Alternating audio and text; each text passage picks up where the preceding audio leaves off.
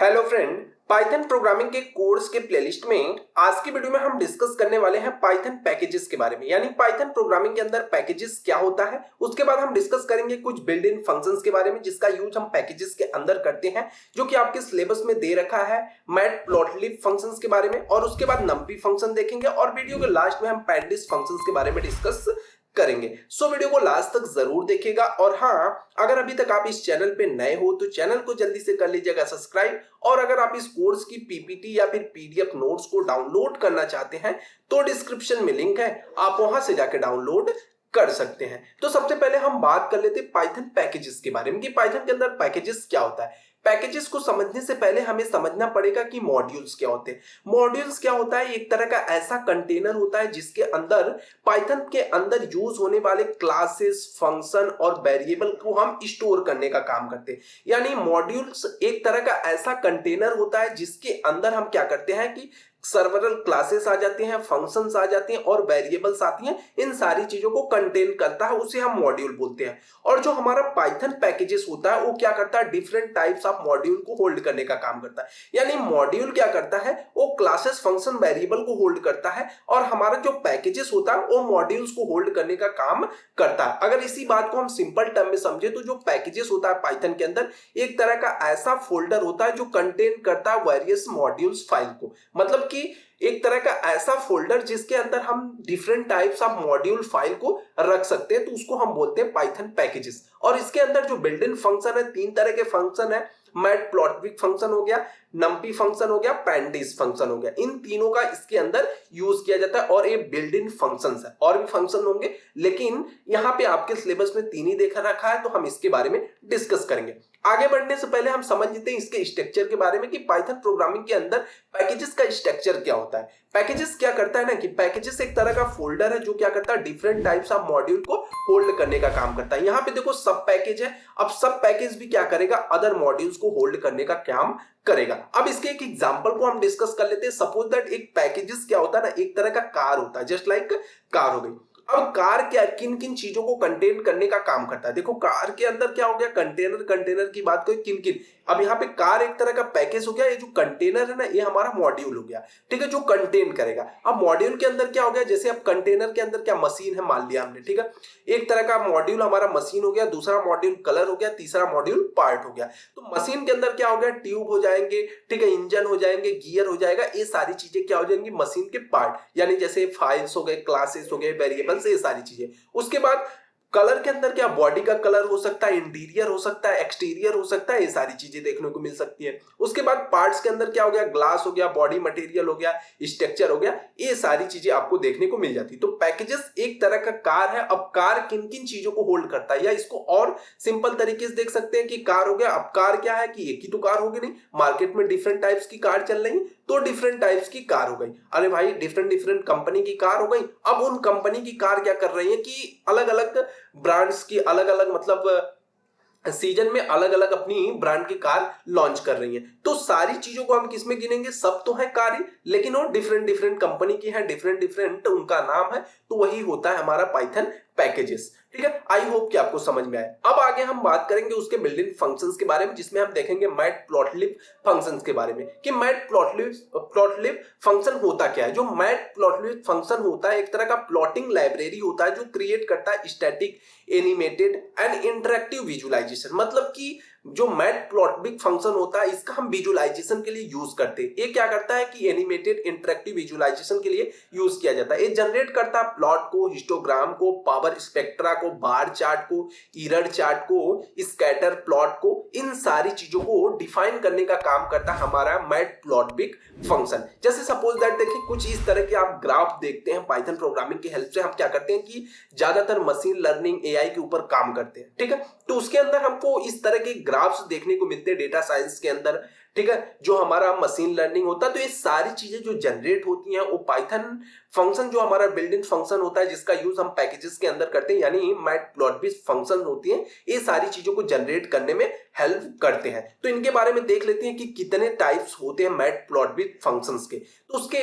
Generally 5 तरह होते हैं, जिसमें हम उसमें मैटप्लॉटलिब लाइन प्लॉट के बारे में देखेंगे, बार प्लॉट के बारे में देखेंगे, स्कैटर प्लॉट के बारे में देखेंगे, पाइप चार्ट के बारे में देखेंगे, एरिया प्लॉट के बारे में देखेंगे। आइए जल्दी से इनके बारे में हम डिस्कस करते हैं। तो सबसे पहले अगर हम बात करें मैटप्लॉटलिब लाइन प्लॉट के बारे में, तो ये क्या होता है ना कि एक तरह का लाइन क्रिएट करने का काम करता है, जैसे मॉड्यूल हो गया। हम सबसे पहले मैटप्लॉटलिब मॉड्यूल्स को इंपोर्ट करते हैं, उसके बाद हम डिफाइन करते हैं एक्स और वाई की वैल्यू फॉर पाइथन प्लॉट, यानी जब हमें प्लॉट क्रिएट करना है तो वहां पे हम एक्स वाई की वैल्यू डिफाइन करेंगे।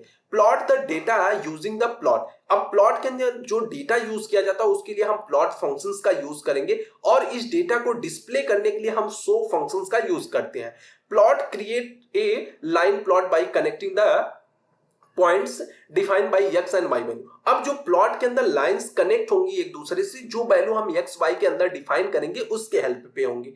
देखते हैं कैसे काम करता है। तो सबसे पहले हमें क्या करना है, इंपोर्ट करना है मैटप्लॉटलिब मॉड्यूल्स को। हमने क्या किया यहाँ पे, फ्रॉम मैटप्लॉटलिब इंपोर्ट पे प्लॉट एज क्या हो गया हमारा पीएलटी के नाम से हमने इसको क्या किया, इंपोर्ट कर लिया। उसके बाद एक्स एक्सिस की हम वैल्यू पास करेंगे, एक्स इज इक्वल टू इसके अंदर हमने जो भी वैल्यू थी वैल्यू को हमने पास किया। उसके बाद हम वाई एक्सिस की वैल्यू पास करेंगे। उसके बाद हमारा क्या आता है, फंक्शन टू प्लॉट, जो फंक्शन है प्लॉट का उसको। तो यहाँ पे हमने प्लॉट को क्रिएट करने के लिए यूज किया, जो हमारा यहाँ पे मैटप्लॉटलिब फंक्शन था उसके लिए हमने यूज किया पीएलटी, जिसको हमने यहाँ पे डिक्लेयर किया था, यानी इंपोर्ट किया था। उसके बाद प्लॉट वैल्यू हमने पास कर दी, एक्स एंड वाई को एज ए आर्गुमेंट पास कर दिया, ठीक है। उसके बाद हमने कहा कि जो भी हमने प्रोग्राम लिखा उस सारी चीजों को शो कर दो कि भाई इसका आउटपुट का आएगा। तो आउटपुट के लिए हमने क्या करा, इसको शो किया, और आउटपुट हमारा सिंपल कुछ इस तरह से आएगा। अब देखो काम कैसे किया। एक्स एक्सिस पे हम सबसे पहले चलते हैं 5 के पास। तो 5 यहाँ पे हमारा आई थिंक 4 के बाद यहाँ पे हमारा 5 आएगा। तो यहाँ से अगर हम स्ट्रेट लाइन ड्रॉ करें तो यहाँ पे हमारा आएगा, ठीक है। यहाँ पे हमारा क्या हो गया, 5 हो गया। अब उसके बाद हम इसको देखो 10 पे, वाई एक्सिस के अंदर देखेंगे 10 है, तो इसको 10 पे क्यों रखे, क्योंकि वाई एक्सिस से हम देखेंगे 10 यहाँ पे आएगा और 5 यहाँ पे, तो यहाँ पे क्रॉस कर रहा है, तो यहाँ से हमारी लाइन स्टार्ट होगी। उसके बाद कह रहा है कि यहाँ पे दूसरी वैल्यू जो पास हुई है वहां पे क्या है, 2 पास हुई है, तो हम आ जाएंगे सीधे 2 पे। और वाई एक्सिस के अंदर कहा है 5, तो यहाँ पे हम देखेंगे 5 यहाँ है और यहाँ से 2 यहाँ है, तो हम यहाँ पे आ गए। उसके बाद हम तीसरी वैल्यू 9 कह रहा है और यहाँ पे तीसरी वैल्यू 8 है, तो 9 यहाँ पे हमको यहाँ पे क्या मिलेगा, यहाँ पे 9 मिला और यहाँ पे हमको 8 मिला, तो 8 से हम यहाँ पे कनेक्ट करा दिए। तो इस तरह से हम इसको ड्रॉ, ए लाइन क्या होगी ना, ड्रॉ हो जाएगी। जैसे भी हम वैल्यू पास कर रखे होंगे उसके अकॉर्डिंग क्या होती है, ए चार्ट आपका ड्रॉ हो जाएगा। तो इसे हम लाइन प्लॉट के नाम से जानते हैं। अब आगे हम बात करेंगे मैटप्लॉटलिब बार प्लॉट के बारे में कि बार प्लॉट क्या होता है। ये अलाउ करता है to access the function and class provide by the library for plotting. एक तरह का क्या होता है, जो क्लास होते हैं, फंक्शंस होते हैं, प्रोवाइड करता है लाइब्रेरी फॉर प्लॉटिंग। प्लॉटिंग करने के लिए लाइब्रेरी को पास करता है। यहाँ पे हम 2 तरह के लिस्ट बनाएंगे। पहली लिस्ट हमारी एक्स की होगी, दूसरी होगी वाई की, जिसको हम डिक्लेयर करेंगे। यानी जो भी हमारा प्लॉट होगा, create a bar plot by taking the x axis and y axis. भाई यहाँ पे अभी हम एक्स एक्सिस और वाई एक्सिस की वैल्यू पास करेंगे, जिनके हेल्प से एज ए आर्गुमेंट हम ये सारी चीजों को पास करेंगे और एक बार प्लॉट को क्रिएट करेंगे इस वैल्यू से। कैसे करेंगे, सबसे पहले हम मॉड्यूल्स को इंपोर्ट कर लेंगे।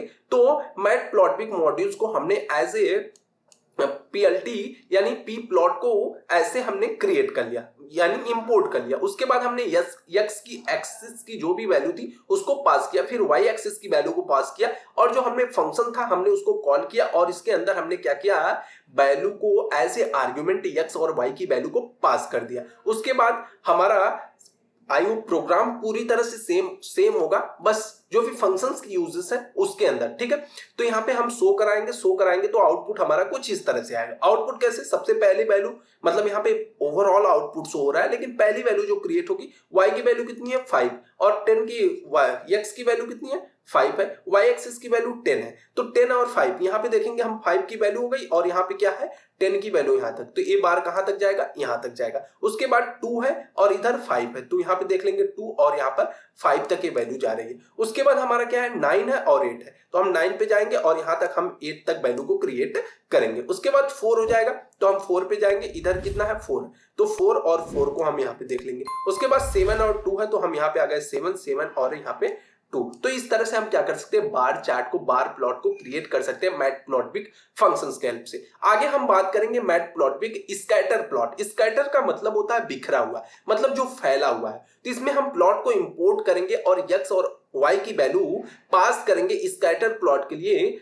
जो भी डेटा यूज होगा यहाँ पे हम स्कैटर फंक्शंस का यूज करेंगे, जो भी डेटा होगा उस डेटा को डिफाइन करने के लिए, ठीक है। और डेटा को शो कराने के लिए यानी आउटपुट को शो कराने के लिए हम शो फंक्शन का यूज करेंगे। द स्कैटर फंक्शन क्या करेगा, क्रिएट करेगा ए स्कैटर प्लॉट को, यानी स्कैटर फंक्शन का हम यूज करेंगे स्कैटर प्लॉट को क्रिएट करने के लिए।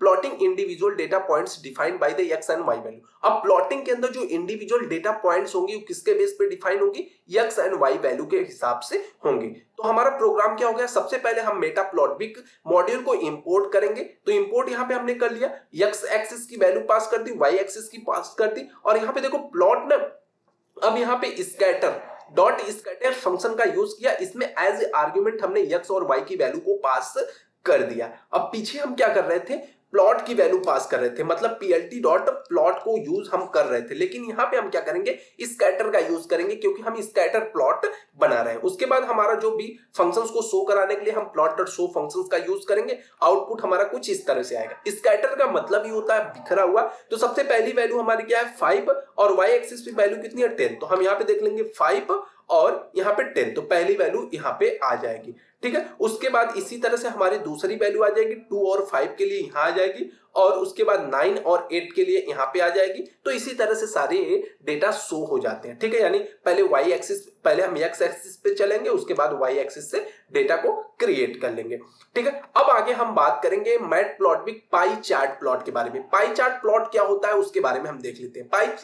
पाई चार्ट प्लॉट के बारे में अगर हम बात करें, जो मैटप्लॉटलिब फंक्शन होता है पाई चार्ट को क्रिएट करने के लिए 3 कैटेगरी हम यूज करेंगे। यहाँ पे 3 कैटेगरी की साइज और डिफाइन होगा। यहाँ पे हम प्लॉट पाई फंक्शंस का यूज करेंगे जनरेट करने के लिए चार्ट के लिए। वहां पे हम स्कैटर फंक्शन का यूज कर रहे थे, यहाँ पे हम पाई फंक्शंस का यूज करेंगे जनरेट द चार्ट, चार्ट को जनरेट करने के लिए। अब इसके अंदर क्या होगा ना, लेबल्स होंगे, परसेंटेज होंगे, फॉर्मेटिंग होगी और एंगल्स भी होंगे। तो इन सारी चीजों को दिखाने के लिए हम क्या क्या कर सकते हैं। जो भी टाइटल्स होगा, टाइटल्स को दिखाने के लिए हम टाइटल फंक्शंस का यूज करेंगे, और जो भी डेटा आएगा, आउटपुट आएगा, उसको शो कराने के लिए हम शो फंक्शन का यूज करेंगे, सिंपल, जैसे हमने पीछे यूज किया। उसके बाद display the resulting pie chart visualising the proportional distribution of the specific categories. तो देखते हैं किस तरह से काम करता है। तो सबसे पहले हम क्या करेंगे, एग्जांपल में सबसे पहले हम इंपोर्ट कर लिए मैटप्लॉटलिब फंक्शंस को, यानी मैटप्लॉटलिब जो भी हमारा मॉड्यूल था उसको हमने सबसे पहले इंपोर्ट किया, ठीक है, एज ए PLT। उसके बाद हम डेटा पास करेंगे, जो भी हमारा लेबल होगा। लेबल का मतलब हो गया कि मतलब जो भी हमारा पाई चार्ट बनेगा ना, पाई चार्ट क्या होता है, कुछ इस तरह का होता है, ऐसे कैटेगरी होती है, ठीक है।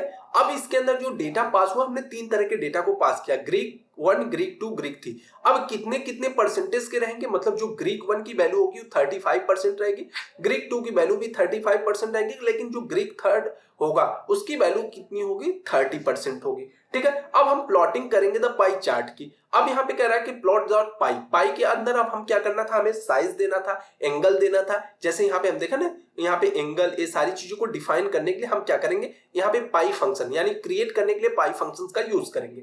तो यहाँ पे जो भी label is equal to label था, ऑटो पैक क्या हो गया यहाँ पे 1.1 का, या यहाँ पे जो स्टार्ट एंगल होगा 90 होगा, यानी जो हम स्टार्ट करेंगे पाई चार्ट्स को वो 19 एंगल से स्टार्ट करेंगे। उसके बाद टाइटल्स की बात करें तो टाइटल यहाँ पे कह रहा है कि पाई चार्ट एग्जांपल, ये हमारा टाइटल हो गया। उसके बाद हम इसको शो करा देंगे, शो कराएंगे तो आउटपुट हमारा कुछ इस तरह से आए। देखो यहाँ पे जो स्टार्ट एंगल 90% था, मतलब कि हमारा जो ये पाई चार्ट स्टार्ट होगा यहां से होगा, क्योंकि ये हमारा 90 एंगल है। यहां से हमने स्टार्ट किया, ठीक है, यहां से हमने स्टार्ट किया तो यहाँ पे हमारा क्या हो गया, सबसे पहले ग्रीक 1 हो गया, उसके बाद हमारा ग्रीक 2 आया, उसके बाद ग्रीक 3 आया, ठीक है। अब इनकी वैल्यू देखो 35%, 35%, 30, यहाँ पे जो वैल्यू हमने पास की थी वो वैल्यू आ गया।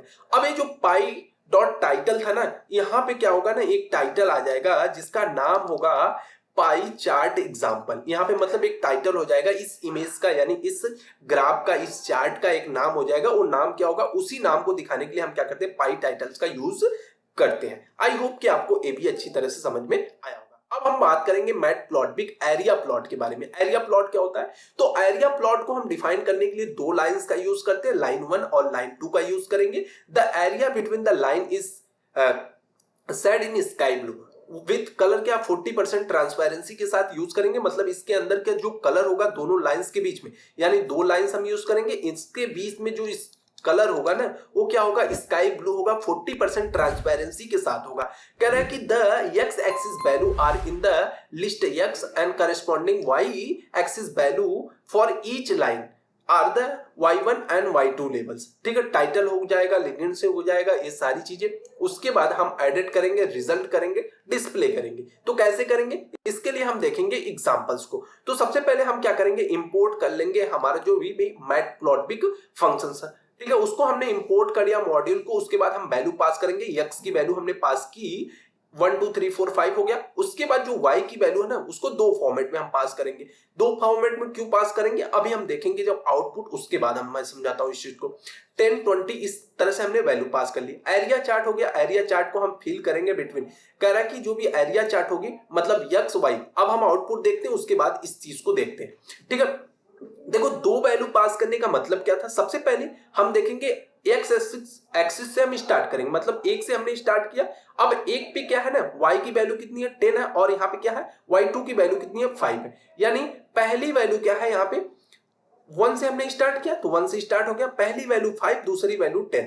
तो पहली लाइन इधर से जाएगी, दूसरी लाइन इधर से जाएगी, और इसके बीच में जो कलर था वो हमें कलर यहाँ पे क्या भर देना, स्काई ब्लू भर देना। अब यहाँ पे देखो कह रहा है कि प्लॉट डॉट फिल बिटवीन क्या था कि इसके अंदर क्या है, देखो यक्स, सबसे पहले यक्स से हम स्टार्ट करेंगे और y2 के बीच में जो कलर होगा उसके अंदर एक कलर हमें भर देना, ठीक है। हम इस कलर को फिल कर दिए। उसके बाद दूसरी वैल्यू 2 है तो हम आ जाएंगे यहाँ 2 पे। अब 2 पे कह रहा है कि जो y1 की वैल्यू है 20 है, y2 की वैल्यू कितनी है 15 है। तो सबसे पहले 20 यहाँ पे आएगा और हमारा 15 कुछ यहाँ पे आएगा। तो इस तरह से हमने दिखा दिया। उसके बाद 3 पे आएंगे तो y की वैल्यू कितनी है, x की वैल्यू 3 है, और यहाँ पे कितनी है 15 है और 10 है। तो ऊपर वाली लाइन 15 पे आ जाएगी, 10 पे, मतलब इनके बीच में 5 का गैप है। तो इस चीज को दिखाने के लिए हम इस तरह से इसको शो करते हैं। उसके बाद कह रहा है कि पाई डॉट प्लॉट, प्लॉट को क्रिएट करने के लिए क्या, लाइन 1 मार्क 0 करेंगे। उसके बाद यहाँ पे क्या हो गया, इसी तरह से x और y को भी शो कर लेंगे। अब लेबल एंड टाइटल की अगर हम बात कर ले तो यहाँ पे हम क्या करेंगे, सिंपल चीजों को दिखा देंगे। यहाँ पे हमने दिखा दिया इसको, एरिया 1 और 2 है, और लाइन ब्लू लाइन लाइन 1 हो गई और ये लाइन 2 हो गई। यानी ये y की वैल्यू को डिनोट करता है, ये y2 की वैल्यू को डिनोट करता है, उसी चीज को। और हम सिंपली क्या करेंगे, डॉट स्लो फंक्शन से क्या करेंगे, सारी चीजों को शो कर लेंगे। और भी इसको डीपली में डिस्कस करना तो आप इसकी पीडीएफ को डाउनलोड कर सकते हैं और बढ़िया से सारी एग्जांपल को देख सकते हैं। सो आगे हम बात करेंगे नंपी फंक्शंस के बारे में कि नंपी फंक्शंस क्या होता है। नंपी फंक्शंस क्या है, एक तरह का लाइब्रेरी होता है फॉर पाइथन प्रोग्रामिंग के लिए, जिसको हम करते हैं ऐड करते हैं, support for large multi dimension array के लिए यूज किया जाता है। यानी जो हमारा नंपी फंक्शन है इसको हम मल्टी डायमेंशन एरे या किसी मैट्रिक्स के लिए यूज करते हैं, जिसके अंदर हम क्या करते हैं, मैथमेटिकल फंक्शंस के ऊपर ऑपरेट करते हैं। यानी कह सकते हैं किसी भी मैथमेटिकल फंक्शंस के ऊपर ऑपरेशन को परफॉर्म करने के लिए हम नंपी फंक्शंस का यूज करते हैं। नंपी एक तरह का लाइब्रेरी फंक्शन होता है जो क्या करता है, पाइथन प्रोग्रामिंग के अंदर सपोर्ट करता है, मतलब मल्टी डायमेंशन एरे, मैट्रिक्स, इन सारी चीजों को सपोर्ट करने का काम करता है। या कह रहा है कि collection of mathematical function to the operate on these array, कुछ एरे होते हैं मैथमेटिकल फंक्शंस के, उनके ऊपर हम इसको ऑपरेट करते हैं। तो एग्जांपल्स की बात कर लें, यहाँ पे हम 2D एरे क्रिएट कर रहे हैं, ठीक है, और उसका मीन्स क्लियर करेंगे, ठीक है, मीन क्लियर मतलब मीन कैलकुलेट करेंगे। अब इंपोर्ट कर लिया जो भी हमारा नंपी फंक्शन था एज ए एनपी, ठीक है। अब एरे हमने किया ARR एज ए वेरिएबल बनाया इसको। अब उसके बाद एमपी डॉट एरे, इसके अंदर हम क्या करेंगे, वैल्यू पास करें 2D एरे का, मतलब जिसके अंदर 1 2 3 4 5 6 7 8 जो भी हमारा 7 8 9 वैल्यू हमने पास कर दिया। अब हमने कहा कि प्रिंट कर दो एरे को, यानी एरे को प्रिंट कर दो, उसके बाद प्रिंट कर दो एएआर। एएआर का मतलब कि इस वाली वैल्यू को प्रिंट कर दो, इस वाली वैल्यू को। आप आउटपुट देख पा रहे हैं, ए वाला प्रिंट क्या करेगा, यहाँ पे एरे को प्रिंट कराएगा, और दूसरा वाला जो वैल्यू हमारी है एआर, इस चीज को प्रिंट कराएगा एक हमारे 2D एरे के फॉर्मेट में। ठीक है, उसके बाद मीन के लिए, मीन कैलकुलेट करने के लिए हम क्या करेंगे, जो भी हमारा एमपी होगा, MP dot mean array, array का हमारा क्या करना है, मीन फाइंड आउट कर लेना, मतलब इसकी मिनिमम वैल्यू क्या है। तो 1 2 3 4 5 6 7 8 9 9 के बीच में सबसे मिनिमम वैल्यू क्या होगी, 5 होगी। तो यहाँ पे हमारा क्या होगा, मीन कैलकुलेट हो गया। तो ये हमारा नंपी फंक्शन था। आगे हम बात करेंगे पैंडास फंक्शंस के बारे में। पैंडिस फंक्शन क्या होता है, तो पैंडिस फंक्शन एक तरह का क्या, fast, powerful, flexible and easy to use open source data manipulation and analysis library होती है। मतलब कि जो पैंडिस फंक्शन होता है, इसका यूज करके हम किसी भी डेटा के ऊपर एनालिसिस कर सकते हैं, मतलब डेटा को मैनिपुलेट कर सकते हैं, डेटा को एनालिसिस कर सकते हैं, डेटा के ऊपर कुछ सर्वर ऑपरेशंस को हम परफॉर्म करते हैं। इसीलिए कहते हैं एक तरह का easy open source data manipulation और एनालिसिस लाइब्रेरी है, जो कि बिल्ट इन है, पहले से पाइथन के अंदर बना के रखी गई है। अब इसके एग्जांपल्स के बारे में हम देख लेते हैं कि कैसे पैंडिस फंक्शंस काम करता है। तो बात करें तो कोई कह रहा है कि CSV फाइल है जिसको हमें रीड करना और उसके कंटेंट को डिस्प्ले हमें करना है। ठीक है, तो सबसे पहले जो भी हमारा पैंडिस फंक्शन था उसको हम PD एज ए इंपोर्ट कर लिया। उसके बाद हम कह रहे हैं कि उसके फाइल के अंदर हम मान लेते हैं क्या क्या डेटा कंटेन कर रहा है।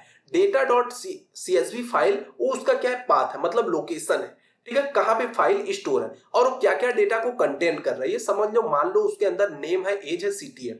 नेम क्या हो गया, एलिस हो गया, बॉब हो गया, और 3 नाम हो गया, 40। ठीक है, उसके एज क्या है, 30, 25, 35, न्यूयॉर्क से है, मतलब ये इनके सिटी के नेम हो गए, इनकी एज हो गई और इनका नाम हो गया। 3 मान लो स्टूडेंट है, उनके नेम है, उनकी एज है, उनकी सिटी का डेटा एक फाइल के अंदर रखा गया, जिस फाइल का नाम है डेटा डॉट CSV। ठीक है, अब इस फाइल के ऊपर हमें क्या करना है, पैंडिस ऑपरेशंस को परफॉर्म करना है, यानी पैंडिस फंक्शंस का यूज करना है। तो हम सबसे पहले डीएफ फंक्शंस के एक वेरिएबल बनाएंगे जिसको हम पास कर देंगे। अब यहाँ पे हम क्या किए, PD हो गया यानी पैंडिस, जिसको हम इंपोर्ट किए थे। अब डॉट रीड, यानी हमें सबसे पहले इस फाइल को रीड करना होगा, तो रीड और CSV फाइल के नाम से हमने एक फंक्शन बनाया जिसके अंदर हम data dot CSV as a argument pass कर दिया, यानी जो इस फाइल को रीड कर पाए। उसके बाद हम क्या करेंगे, प्रिंट कर देंगे फर्स्ट रो। ठीक है, जो फर्स्ट की फ्यू रो है उसको प्रिंट कर दो। उसके बाद प्रिंट कर दो df डॉट हेड, उसका जो हेड है उसको प्रिंट कर दो। उसके बाद उसके ऊपर हमें क्या करना है, स्टैटिक्स जो भी उसका हो उसको प्रिंट कर दो, और प्रिंट कर दो इसकी डिस्क्राइब, यानी डिस्क्राइब फंक्शन क्या करता है, जो इसके ऊपर सारे कंटेंट है इसके ऊपर एनालिसिस करने का काम करेगा। तो आउटपुट की बात करें तो आउटपुट में सबसे पहले देखो यहाँ पे क्या कर रहा है कि हेड को प्रिंट कर दो। तो इनका हेड क्या था, नेम, एज और सिटी थी। अब इनका क्या हो गया, हमारा यहाँ पे 0 1 2 ए सीरियल नंबर हो गया। अब यहाँ पे तीनों के नेम आ गए, ए आ गया, ए आ गया। जो भी डेटा कंटेंट था यानी कुछ फ्यू रो थे उसको प्रिंट कर दो। तो यहाँ पे सारी चीजें प्रिंट कर दिया। अब हमने कहा कि प्रिंट कर दो समरी स्टैटिक्स को, तो समरी स्टैटिक्स को इसने प्रिंट किया। उसके बाद हम कह रहे हैं कि जो भी इसका डिस्क्राइब कर लो इस फंक्शंस को, यानी इन जो भी डेटा है उसको डिस्क्राइब करो। तो डिस्क्राइब करने के लिए वो क्या किया, सबसे पहले फाइल को काउंट किया कि फाइल के अंदर कितने डेटा है। तो फाइल के अंदर टोटल कितना डेटा है, 3 है। ठीक है, उसको शो करा दिया। अब फाइल का मीन फाइंड आउट कर लिया। मीन का मतलब क्या हो गया, देखो इनकी एज क्या हो गई, पहले की एज 30 है, दूसरे 25 और 35, तो दोनों के मीन कितना हो गया, 30, यानी 30 इसका मीन आ गया। ठीक है, उसके बाद मिनिमम की बात करें तो मिनिमम वैल्यू कौन सी है, 25 हो गई। ठीक है, मिनिमम वैल्यू कितनी है, 25। मैक्सिमम वैल्यू की बात करें 35 हो गई। अब उसके बीच में फाइंड आउट करेगा मिनिमम, और अब 25 पे कौन है, अब भाई 25 की अगर हम बात करें तो हमारा हो गया कितना, हाँ 25 और 30 के बीच की वैल्यू क्या आएगी। ठीक है, ये हमारा 0 हो गया, ये 50% हो गया, और हमारा 35 जो है ये 100% पे वर्क कर रहा है।